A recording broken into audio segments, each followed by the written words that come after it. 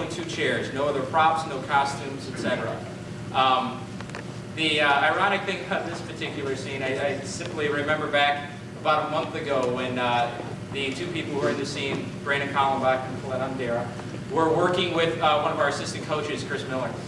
And this was a time when they were just kind of trying to refine the scene because they were having some difficulty with it, so Chris was really trying to motivate them.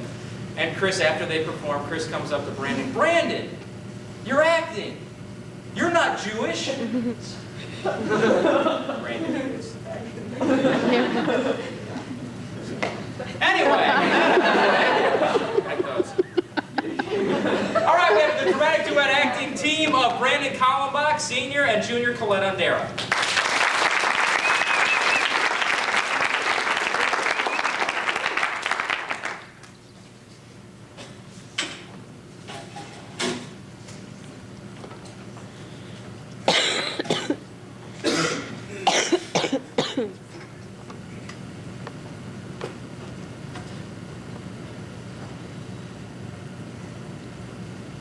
Pop, I like it.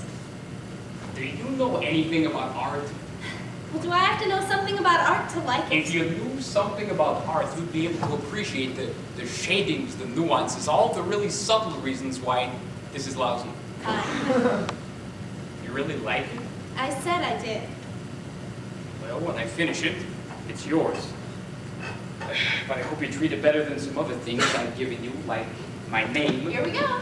Does it sound too Jewish? Pop, please. When you're changing your name, what do you want me to say? Congratulations, like you're having a baby? Oh, you're having a new name. How wonderful. Mazel tov. Names are an integral part of our society. We are constantly striving to build up our names in order to get ahead in the world.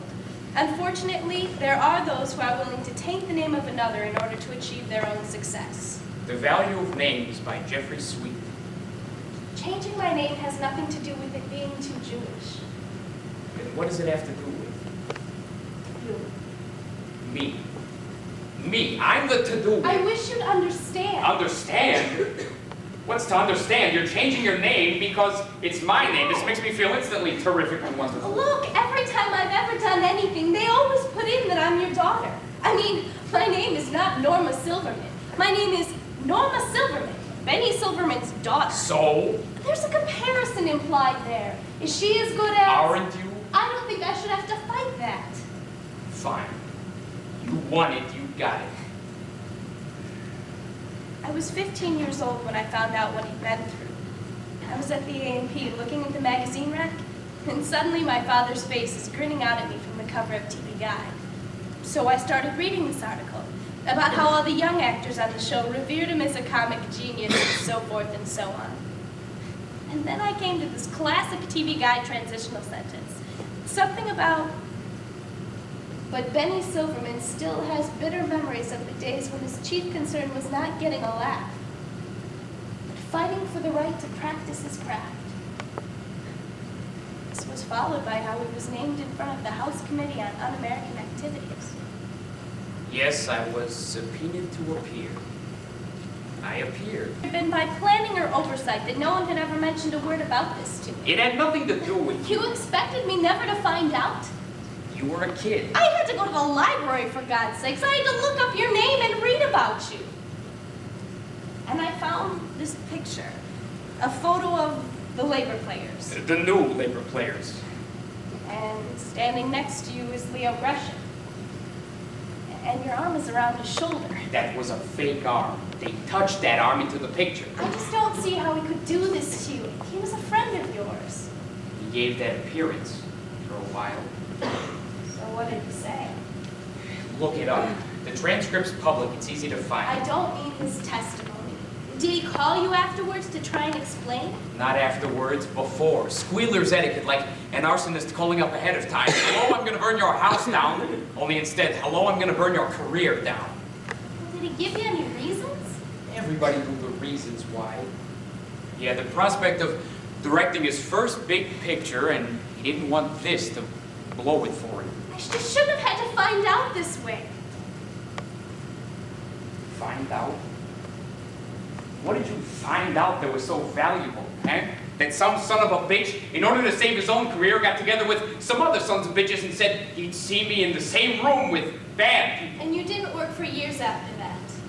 This was all way before you were born. It didn't touch you. Until now. What does that mean? Well, a couple of days ago, our director had a stroke. The prognosis is good, but that left us without a director. And you're telling me this because... They hired Leo Gresham. I see. Well, I'll only say one thing. If you choose to stay in this play, I won't be able to go see it. Because of his political beliefs? Because of the way he expressed these beliefs. Well, I guess you wouldn't work with him either. No, I wouldn't. Were there others that you wouldn't work with? There were a few. Was there a list of people that you weren't going I to see work what with? you're doing, and it's not the same thing at all. You weren't hired, and you turned around and sulked with that other people weren't hired. Would you have me forget? Would you want me to work with, for instance, a Nazi, maybe? Why is it whenever you get mad, you reach for a Nazi? What are you talking about, reach for a Nazi? You make it sound like a soft drink, work up a thirst, reach for a nice, refreshing Nazi. Whenever you disagree with me, it always comes around to Nazis or anti-Semitism. And you don't think McCarthyism was anti-Semitism? Oh, they went after all the Jews, right? Let's just say you wouldn't have had any trouble raising a minion. I was kept from working because some of the beliefs I used to have weren't very popular anymore. If I choose not to work with people who kept me from working, I think I'm well within my rights. Sit. Let me put it another way. There's this place you want to go, all right? But your car isn't working, so you ask if you can borrow my car.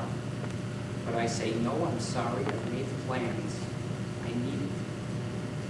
But you keep telling me about this place you have to get to and how important it is that you get there.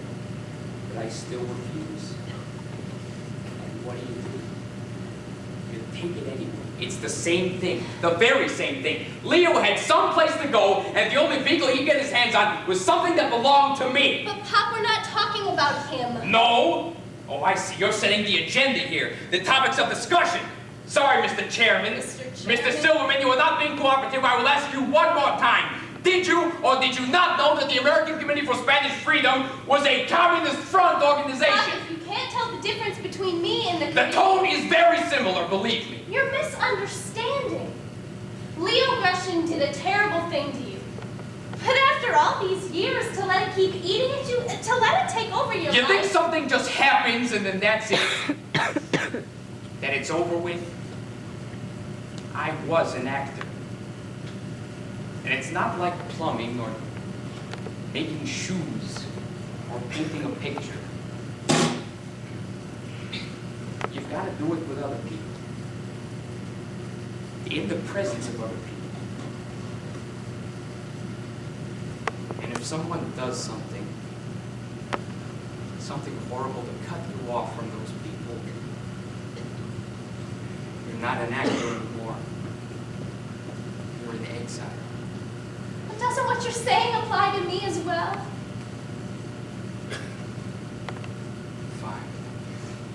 You want this part so much you can keep it. What do you want from me? To blacklist myself? I want you to go ahead and do whatever it is you want to do.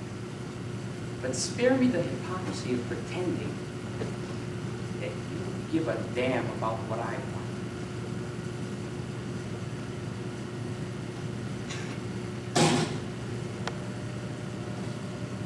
We went back into rehearsal after a few days, and a couple of weeks later we opened. True to his word, Pop did not come to the opening.